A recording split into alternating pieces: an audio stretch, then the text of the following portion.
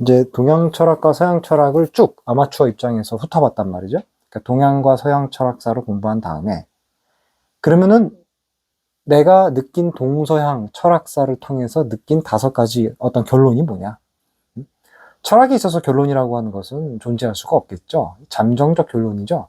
동서양 사상사를 통해서 어떠한 것을 느꼈느냐, 어떠한 것을 깨달았느냐, 뭐 이렇게 표현할 수가 있을 것 같은데요. 저는 이제 5가지 도약으로 설명을 하고 싶습니다. 그러니까 어느 책에서도 없는 저 개인이 느낀 바를 그냥 허심탄회하게 결론으로 이야기해보는 그런 시간이 될 것 같고요. 우선은 이제 5가지 중에 첫 번째, 철학은 뭐냐면 지식이 아니라 관점이더라. 철학은 지식이 아니라 관점이더라. 이게 무슨 소리일까요? 우리는 철학을 지식으로 생각하는 그런 경향이 있어요. 그런데 사실은 철학을 공부한다라고 하는 것은 지식이 아니라 관점을 공부하는 거거든요. 철학은 지식을 공부하는 것이 아니라 관점을 배우는 거예요. 관점.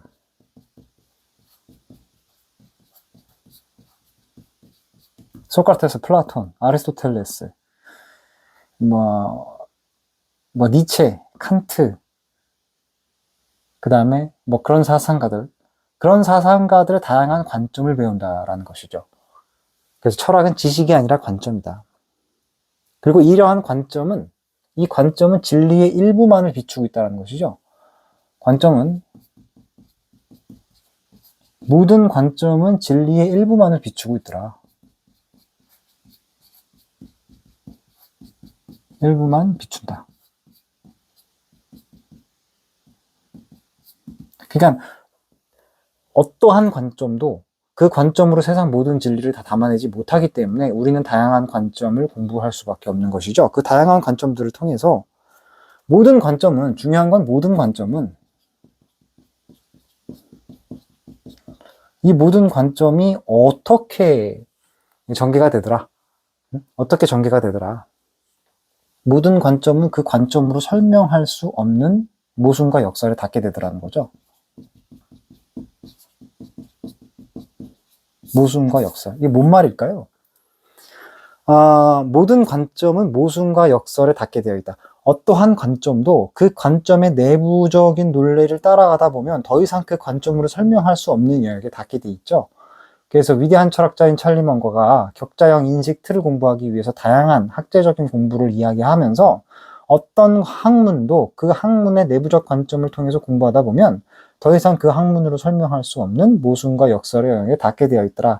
그러면 비로소 그 학문에서 내가 배울 수 있는 관점은 다 배운 것이다. 이렇게 표현을 하거든요.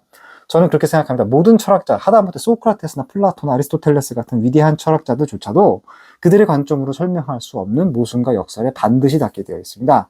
모순과 역설에 닿게 됐다라고 하면은 그 관점에서 우리가 얻을 수 있는 것은 사실은 다 얻은 것이 되겠죠. 그래서 다양한 관점들을 통해서 우리가 알게 되는 것은 결국 뭐겠습니까? 이 모든 관점을 통해서 모순과 역설이 세상의 디폴트 값이구나. 세상의 기본값은 명쾌하고 논리 정연하지 않고 세상의 기본값, 디폴트 값이라고 그러죠. 컴퓨터 용어로. 디폴트 값이 뭐다? 모순과 역설이더라. 세상의 기본값이 뭐다? 모순과 역설이구나 라고 하는 것을 알게 되죠. 그렇죠? 모든 관점은 다 각자 비추고 있는 일부의 진리를 비추고 있을 뿐이고 전부를 비추고 있지 않다. 그리고 그 관점들을 통해서 우리는 그 관점을 계속해서 깊이 있게 공부하다 보면 반드시 모순과 역설의 영역에 닿게 되어 있다. 그래서 어떠한 관점도 세상 전부를 비출 수는 없더라 라는 거고요. 이제 2번째로 이야기하고 싶은 건 뭐냐? 그래서 이제 2번째의 도약은 어떤 도약이 되냐? 외부에서 내부로 도약한다는 거예요. 외부에서 내부로 도약하더라. 이게 뭔 말이냐? 우리는 철학이라고 하는 게 뭐죠? 외부를 향한 호기심에서 우리는 시작을 한단 말이에요. 외부를 향한 호기심.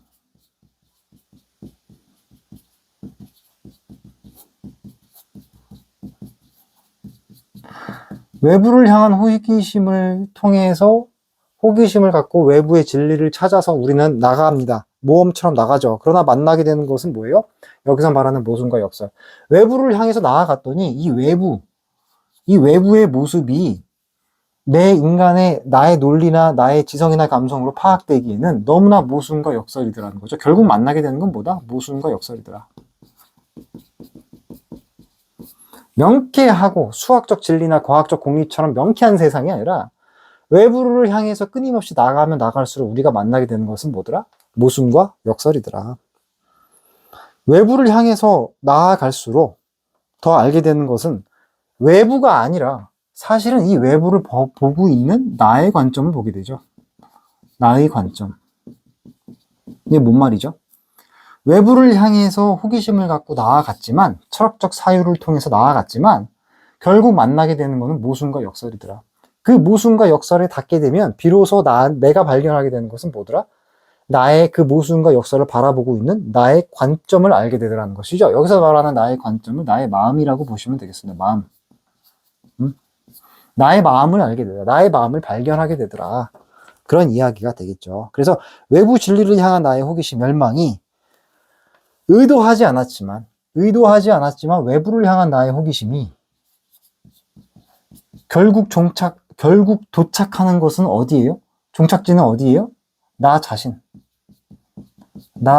내부죠, 내부로 돌아오게 되더라는 것이죠. 나 자신의 관점, 편견, 마음. 그래서 우리가 동양공학 공부할 때 심증리 이렇게 표현하잖아요. 심증리. 그리고 불교에서 성리학에서 심증리라고 이야기했고, 그러니까 결국 세상의 진리는 뭐야? 내 마음에 있다. 내 마음. 그리고 불교에서도 유식학 모든 것들은 다 시계작용이다. 이렇게 이야기하잖아요. 의도하지 않았지만 외부를 향한 관심이 도착하는 곳은 어디더라? 외부에 대한 진리는 발견하지 못했고, 왜냐면 모순과 역설을 닿게 됐으니까. 외부를 향하면 향할수록 더 미궁에 빠지는 게 외부죠. 왜냐하면 모순과 역설이니까, 기본값이. 외부를 향하면 향할수록 알게 되는 것은 그 외부를 바라보고 있는 나의 마음만 더 명료해졌다라는 것이죠. 나의 관점, 나의 마음, 나의 편견. 칸트의 말로 말하면은 현상을 일으키게 만든 나의 어떤 안경, 렌즈가 되는 것이죠. 외부를 향한 호기심이 결국 도착한 곳은 외부가 아니라 내부였다라는 겁니다. 그게 이제 두 번째의 도약이 되겠습니다. 자, 그 다음에 세 번째 이야기 할 것이 있는데요. 세 번째는 뭐냐? 유한에서 무한으로. 유한에서 무한. unlimited, infinite. 자, 유한에서 무한, 이게 무슨 말일까요? 우리가 수학적으로 생각을 해보면, 과학적으로, 상식적으로, 수학적 공리를 통해서 생각을 해보면, 우주는 무한하죠, 우주는 무한하단 말이에요. 무한함의 부분은 유한일까요? 무한일까요? 유한이 아니죠. 무한함이 쪼개져서 무한함의 부분이 유한이 되는 순간 그건 더 이상 무한함이 될 수 없어요. 무한함인 이유는 그 무한함의 부분조차 무한함이기 때문이죠. 이게 수학적 공리입니다. 우주가 무한하기 때문에 우주의 부분인 우리도 무한할 수밖에 없어요. 우리도 무한하다. 무한한 존재의 아들인 우리 인간도 무한한 존재다라고 하는 것은 단순히 도덕적이고 예술적인 선학적 의미가 아니라 과학적이고 수학적인 공리입니다. 그쵸? 이렇게 무한한 존재인 우리가 스스로 이렇게 무한한 존재인 우리가 무한함에도 불구하고 무한함을 망각하고 특정한 관점, 특정한 편견, 특정한 마음에 사로잡혀 있더라는 것이죠. 여기서 말하는 관점, 편견, 마음이라고 하는 것은 뭘 말하는 거예요? 이 철학의 관점. 철학사를 통해서 우리가 공부한 다양한 관점들은 일종의 다양한 마음이었고, 다양한 편견들이었죠. 그러니까 우리는 무한함의 아들들이고, 무한함의 자식인데도 불구하고, 특정한 관점을 우리는 갖고 있어요. 외부를 향한 호기심을 통해서 우리가 발견한 게 뭐였다? 나의 마음이었다는 거죠. 외부는 모순과 역설투성이고 외부를 향하면 향할수록 만나게 되는 건 뭐였어요? 나 자신의 마음이었단 말이죠. 나 자신의 편견을 알게 됐단 말이죠. 나의 특정한 관점만 더 명료해진 것이죠. 그래서 다시 돌아와서 우리는 무한한 존재이고 무한함의 아들들임에도 불구하고 내가 나 스스로 특정한 관점을 취하고 특정한 마음과 편견에 사로잡혀서 나 스스로를 제약하고 있더라. 나 스스로를 유한함으로 제약하고 있더라. 한계 짓고 있더라 라는 거죠. 한계 짓고 있다. 원래 우리는 유한한 존재가 아니고 무한한 존재예요. 무한한 존재임에도 불구하고 특정한 관점, 특정한 마음, 특정한 렌즈로 나 스스로를 제약하고 있더라. 이거를 알게 됐더라 라는 것이죠. 뭘 통해서? 철학을 통해서. 그래서 네 번째가 뭐냐? 하나, 둘, 셋, 네 번째가 나옵니다. 네 번째가 뭐냐? 자아에서 무아로. 무아. 자아에서 무아다. 이 말이 무엇일까요? 철학적 도약이죠. 철학을 통해서 다양한 관점들을 배우게 되면 다양한 관점들을 통해서 우리는 어떻게 돼요? 다양한 관점. 다양한 관점이라고 하는 거는 다양한 마음이죠, 마음. 다양한 마음을 공부하게 되면 나의 편협함을 알게 돼요. 나의 협소함. 나의 관점의 협소함. 협소함을 알게 되죠. 내 관점이 수없이 많은 마음 중에 하나에 불과했었구나. 다양한 관점을, 세상을 바라보는 다양한 관점 중에 하나에 불과했구나. 라고 하는 거를 알게 되죠. 그러면서 어떻게 되냐면, 나 자신의 것이라고 생각했었던 이 자아, 자아의 경계가 무너지죠, 무너짐. 나의 생각이야, 나의 마음이야, 나의 관점이야. 이게 옳아. 라고 생각했었던 나의 렌즈가 깨지기 시작하죠. 왜? 이렇게 많은 다양한 관점들이 있다. 라고 하는 걸 알고, 그 관점들이 다 나름의 진리를 표현하고 있다라고 하는 것을 알고, 내가 나 스스로를 나의 관점으로 제약하고 있었다라고 하는 것을 알게 되면 내 자아의 경계가 이제 비로소 무너지기 시작했죠. 무너지기 시작하면서 새로운 자아의 경계가 생기겠죠. 경계가 좀 넓어지겠죠. 그러니까 끊임없이 우리는 뭐예요? 변화하고 생성되겠죠. 자아의 경계가 무너지게 되면 더 넓어진다는 거잖아요. 어떻게 넓어지겠어요? 변화하는 거죠, 변화. 다른 자아로 생성되는 것이죠, 생성. becoming 되는 것이죠. 그래서 이렇게 된다. 그리고 이러한 과정이 어떻다? 끊임없이 지속되더라는 거예요. 끊임없는 변화와 생성. 그러니까 당연히 뭐예요? 특정한, 픽스되어 있는 자아라고 하는 것이 있어요, 없어요?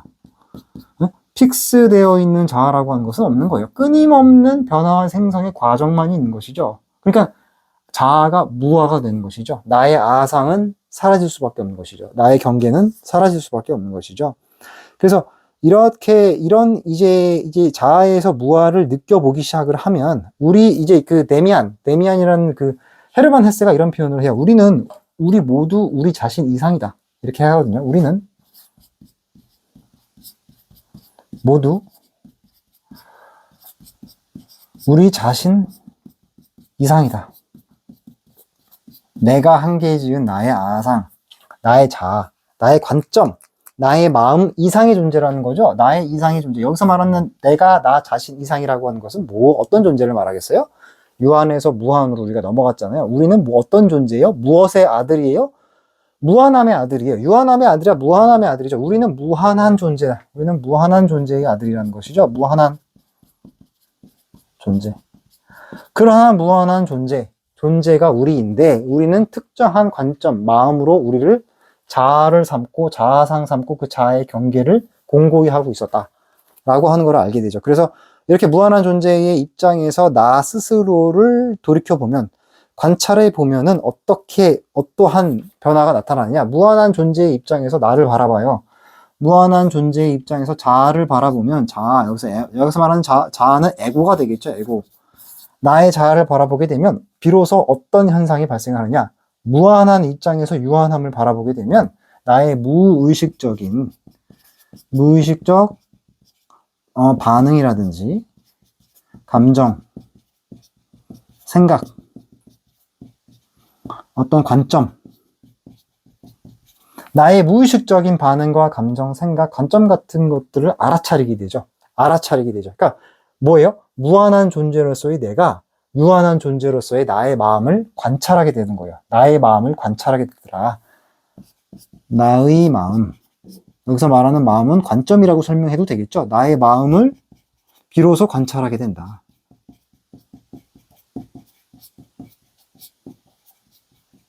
나의 마음을 관찰하게 되더라. 그러니까 결국 내가 고정되어 있지 않고 나는 제한되어 있는 존재가 아니라고 하는 것을 알게 되면 기존까지 내가 삼아왔었던 나의 정체성이 비로소 발견되는 거죠. 발견되는 거죠. 내가 무아의 입장에서 특정한 위치값을 갖고 있는 어떠한 자아상, 아상을 내가 관찰하게 되는 것이죠. 관찰. 양자역학의 언어를 굳이 표현을 해보자면 그 특정한 입자값으로 붕괴되기 전에 무한한 존재로서의 내가 특정한 관찰을 통해서 특정한 입자값을 관측하게 되는 것이죠. 그렇죠? 특정한 위치값, 시공간의 특정한 위치값을 관찰하게 된다라고 하는 말의 의미는 뭐예요? 나는 관측되기 이전에 무한한 어떤 양자적 상태, 굳이 표현하자면 뭐 제로 포인트 필드라 그러죠. 제로 포인트 필드. 무한한 관측되기 이전, 입자로 드러나기 이전에 무한한 에너지 상태인데 그것이 나의 아상을 통해서 드러나게 되는 것이죠. 그러니까 나도 모르게 무의식적인 반응과 감정과 생각들이 일어났을 때 이제 비로소 알아차리게 되는 것이죠. 왜? 나는 무한한 존재니까. 과거에는 그러한 무의식적 반응과 감정, 생각 같은 것들이 나였어요. 그것이 곧 나였단 말이죠. 여기서 말하는 특정한 관점, 유한한 내가 나였단 말이죠. 근데 이제는 그렇지 않아요. 그것은 내가 아니에요. 내가 아니라기보다는 그것은 나의 특정한 부분일 뿐이죠. 특정한 상태일 뿐이죠. 그것이 곧 나는 아니죠. 나는 자아에 있는 게 아니라 무아에 있는 것이죠. 왜? 나의 본질적 특성은 특정한 고정된, 픽스되어 있는 자아가 아니라, 에고가 아니라 뭐예요? 끊임없는 자아 경계가 무너지면서 끊임없는 변화의 생성 과정 속에 있단 말이죠. 특정한 위치값을 갖지 않는단 말이죠. 그래서 자아에서 무아로의 도약, 철학적 도약이 이루어지더라. 그래서 하나, 둘, 셋, 넷, 다섯 번째, 마지막 다섯 번째가 이제 백미죠. 다섯 번째 백미가 뭘까요? 부분에서 전체로. 전체. 우리가 홀리스틱한 어프로치다. 이렇게 표현을 하는데요. 철학을 공부한다고 해서 사람이 더 똑똑해질까요? 철학을 공부한다고 해서 더 똑똑해지거나 더 지혜로워지지는 않는 것 같아요. 타고나야 됩니다. 수학을 잘하려면은, 과학을 잘하려면은, 이 사고 능력이 뛰어나려면 어느 정도 추상적인 사고 능력은 타고나야 돼요. 철학을 공부한다고 해서 똑똑해지거나 지혜로워지지 않습니다. 다만 어떠한 특성은 있어요. 조금 더 개방적이 되죠. 타인의 관점에 대해서, 타인의 마음에 대해서 조금 더 개방적이 되고, 그리고 유연해지기는 하죠. 유연해짐. 그런 말 하잖아요. 우리가 무식한 사람이 신념을 가지면 굉장히 무섭다. 세상의 진리를 담고 있는 다양한 관점들이 있는데 자신의 관점만 정답이다 라고 생각한 그 마음에서 철학을 통해서 다양한 관점들을 공부하게 되면 내 마음의 편견을 알게 되고 내 마음이 얼마나 협소했는지를 알게 되고 그걸 통해서 어떤 마음의 상태에 다다를 수 있느냐. 철학을 통해서 똑똑해지거나 지혜로워지는 것은 절대 아니고 그냥 그 전보다 조금 더 개방적으로 되고 조금 더 유연해지기는 하더라 라는 것이죠. 이런 철학적 성과를 통해서 우리는 결국 어떻게 되냐. 나의 협소한 마음, 관점, 편견, 이러한 협소한 관점 상태에서 뭐예요? 전체를 다 품을 수 있는 무한함, 무한성, 전체성으로 도약하는 것이죠. 으로 도약한다. 부처님이 이야기한 아제 바라 승아제 모지사바 우리 모두 다 저리 건너가자. 이 협소한 나의 에고 상태, 나의 특정한 관점 상태에서 무한한 전체성으로 도약해 나가자는 것이죠. 그래서 이거를 이제 저는 굳이 표현을 하자면 우리가 지식인이라고 이야기하는 상태에서 저는 일종의 샤머닌으로서의 도약이다라고 표현을 합니다. 샤머닌이라고 하니까 무슨 미신적 이렇게 표현이 되는데 그게 아니고 지식인은 감각과 이성과 사유를 통해서 포착할 수 있는 나의 관점과 나의 생각과 나의 경험을 통해서 포착할 수 있는 것에 집착하는 그러한 일종의 에고 상태였다라고 한다면 그 상태가 아니라 샤머니인으로 넘어간다는 건 뭐죠? 나의 감각과 나의 생각, 나의 감정, 나의 에고를 초월해서 존재하는 그 무한한 존재, 무한한 존재와의 연결성, 접촉, 연결성, 감지를 강조하는 것이죠. 나 자신이 나 자신의 상태에 협소한 마음의 관점에서 벗어나서 무한한 전체성을 함께 생각하고 감지하고 수신하는 뭐 그런 상태가 되는 것이죠. 그렇죠? 그래서 이게 이제 상징적 표현입니다. 샤먼이라고 하는 것이 과거에 샤먼이 의미하는 게 옛날 부족 사회에서 과학이 발달하기 전에 모든 것들이 삼라만상 자연의 어떤 여러 가지 그 길흉 화복들이 신의 의지, 우리가 알지 못하는 신의 의지로 설명되었던 그런 시절에는 샤먼이 했었던 역할이 인간세와 눈에 보이지 않는 영원한 신적 세계를 연결하는 매개자, 메신저 역할을 했었단 말이죠. 그러니까 그런 일종의 비유법이죠. 협소한 철학적 관점, 특정한 철학적 관점에 빠져서 있는 상태에서 그런 특정한 관점을 전부 다 초월해서 무한하고 전체적인 관점을 생각해보는, 그러한 무한하고 전체적인 관점으로 사물을 바라보는, 나를 바라보는, 세상을 바라보는 그러한 철학적 도약이 이루어진다라는 것이죠. 그러한 철학적 도약을 이루어야 되겠다라는 것이죠. 그래서 감각이라든지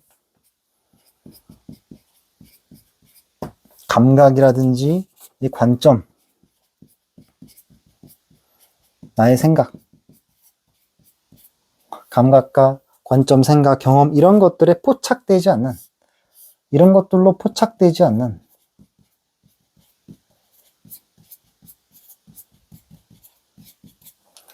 이런 것들로는 도저히 포착될 수 없는 전체성에 대한 감수성, 무한함, 전체성,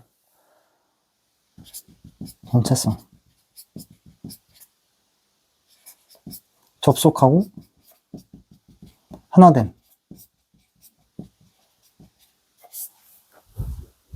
그래서 우리가 이제 이걸 다른 말로 어떻게 표현을 하느냐?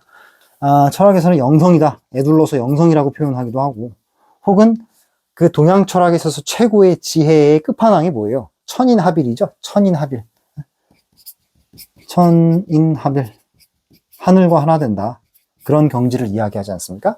그래서 이렇게 철학적 도약을 이루어내고 실천을 해야겠다라는 것이죠. 그래서 좀 길게 이야기를 했는데요. 동서양 철학을 다 통틀어서 공부를 해보니까 동서양 철학사의 결론이 어느 정도 나와지더라 라는 거예요. 그래서 동서양 철학사의 결론을 저는 크게 5가지 도약으로 표현을 해본 겁니다. 5가지 도약으로 표현을 해본 거고, 첫 번째는 뭐다? 철학은 지식이 아니더라는 거예요. 철학은 지식이 아니라 뭐더라? 관점이더라. 철학은 지식을 공부하는 게 아니에요. 어떤 학자가 무슨 이야기 했다, 그거 공부하는 게 아니고 그 학자가 특정한 마음을 갖고 세상을 바라보는 관점을 공부하는 것이죠. 그런 관점을 공부하다 보면 우리가 알게 되는 게 모든 관점은 다 진리의 일부분을 비추고는 있더라라는 거고, 그러니까 다양한 관점들을 골고루 섭취를 해야 되겠죠. 골고루 섭취를 하다 보면 한 가지 느끼게 되는 게 뭐냐면, 모든 관점은 그 관점의 내부 논리로 설명할 수 없는 모순과 역설의 영역에 닿게 되더라는 것이죠. 아무리 위대한 철학자의 사상이라 하더라도 그 철학자의 관점으로 설명할 수 없는 모순과 역설의 영역에 반드시 닿게 되어 있습니다. 왜냐? 세상의 기본값 자체가 사실은 모순과 역설이었다라는 것이죠. 그래서 이러한 지식에서 관점으로의 도약을 이루게 되면 비로소 우리는 외부에서 내부로의 도약을 경험하게 됩니다. 외부에서 내부로의 도약이라고 하는 건 무슨 뜻이냐면, 철학의 출발 자체가 나와 나를 둘러싼 외부 환경에 대한 관심이었단 말이죠. 나와 나를 둘러싼 외부 환경에 대한 호기심을 통해서 외부를 향해 나갔지만, 외부를 향해 나가면 나갈수록 외부는 뭐였어요? 외부의 본질은 모순과 역설투성이더라. 그래서 외부를 향해 나아가면 나아갈수록 외부를 알게 되는 게 아니라 더 정확하게 알게 되는 건 뭐였다? 외부를 바라보는 나의 특정한 관점이더라. 나의 마음을 발견하게 되는 것이죠. 의도하지 않았지만 외부를 향한 나의 마음이 발견하게 된 것은 외부가 아니라 나 자신의 관점, 나 자신의 마음을 발견하게 됐다는 것이죠. 절대 의도한 건 아니었지만 외부를 향한 호기심이 발견하게 된 것은 외부가 아니라 나의 마음과 나의 관점을 발견하게 되더라는 거예요. 그래서 나의 마음을 발견을 해내서 보니까 우리 인간은 우주의 무한함의 아들로서 우리는 무한한 존재임에도 불구하고 우리가 그 무한함을 망각하고 특정한 관점, 특정한 마음, 특정한 편견에 나 스스로를 내가 제약하고 있더라는 거예요. 원래는 우리는 무한한 존재인데 무한함은 무한함으로밖에 쪼개질 수 없습니다. 무한한 존재들인데 그 무한한 존재들이 스스로 특정한 관점, 특정한 마음, 특정한 편견으로 자기 스스로를 제약하고 있었다. 내가 나 스스로를 제약하고 있었다는 것이죠. 그래서 그걸 알게 되면 비로소 이제 뭐예요? 픽스되어 있는, 고정되어 있는 아상, 불교에서 말하는 아상, 자아가 아니라 이제 무아로 넘어가게 되죠. 무아. 여기서 말하는 무아는 내가 뭐 아예 존재하지 않다 이런 게 아니라 고정되어 있지 않다는 것이죠. 나의 마음조차도, 나의 관점조차도 고정되어 있지 않다는 거예요. 언제든지 이 경계는 깨질 수 있어요. 무너질 수 있어요. 오히려 계속해서 깨지고 무너지고 재창조되는 그러한 과정, 생성, 변화와 생성이야말로 어떤 거더라? 나의 본 모습이더라. 우리는 특정한 자아를 갖고 있지 않더라는 거예요. 내가 특정한 자아, 나의 것이라고 생각했었던 것은 무의식적인 나의 반응과 감정, 나의 생각들, 나의 관점들이었었던 것이죠. 그런데 그거는 고정되어 있어요? 고정되어 있지 않아요? 고정되어 있지 않더라. 그래서 자아에서 무아 상태로 도약한다라고 하는 말의 의미는 뭐냐면 기존에 내가 나의 것이라고 생각했었던 무의식적인 반응과 감정, 생각 이런 것들에 하나가 되어 있다가 하나로 딱 유착되어 있다가 나의 관점, 내가 세상을 바라보는 특정한 틀, 그 틀과 내가 하나가 되어 있다가 이제 거기에서 떨어져 나와가지고 내가 나를 관찰하게 되는 것이죠. 메타인지하게 되는 것이죠. 내가 나를 관찰하게 돼요. 어떤 존재로서 나는 무한한 존재니까 무한한 존재가 유한한 존재로서의 자아상을 무의식적인 반응과 감정을 관찰하게 되는 것이죠.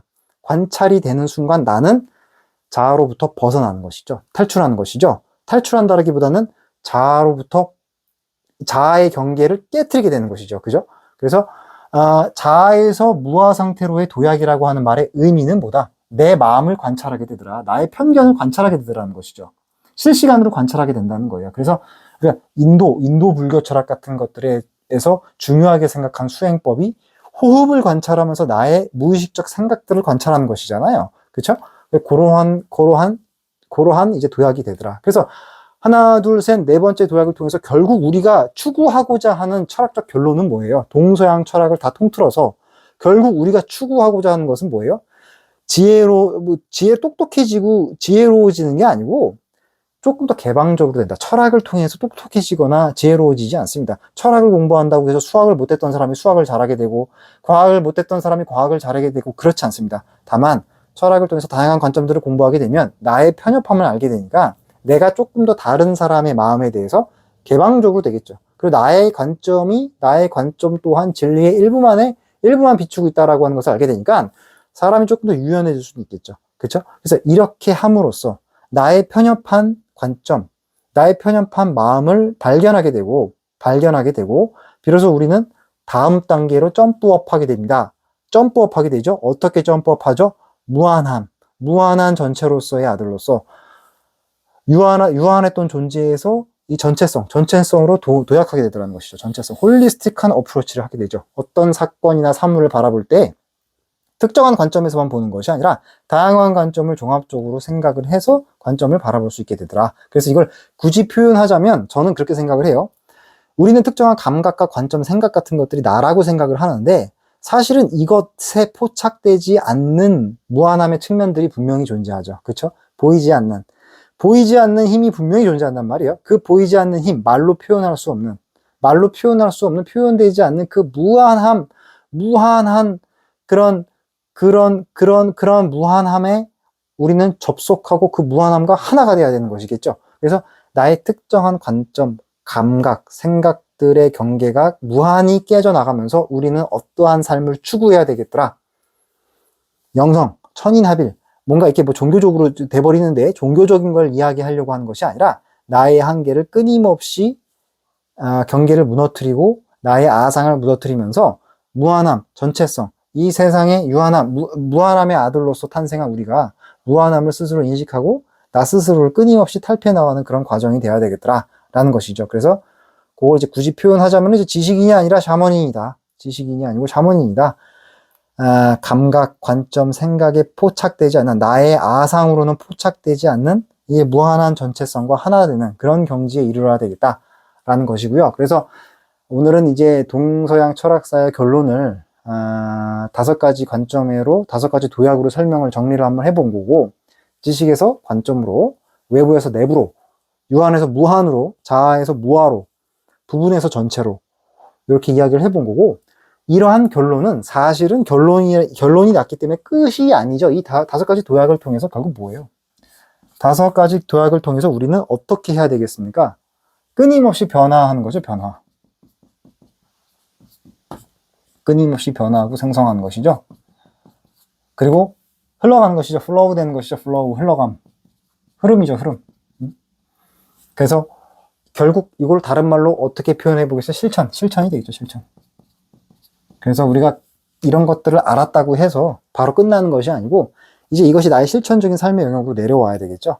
내가 인생을 살아가는 데 있어서 실천적인 나의 삶의 영역으로 내려와야 되는 것이겠죠. 그래서 지금까지 제가 공부한 동서양 철학사, 개론서 수준이지만 동서양 철학사의 종합 결론을 5가지로 한번 표현을 해 봤습니다.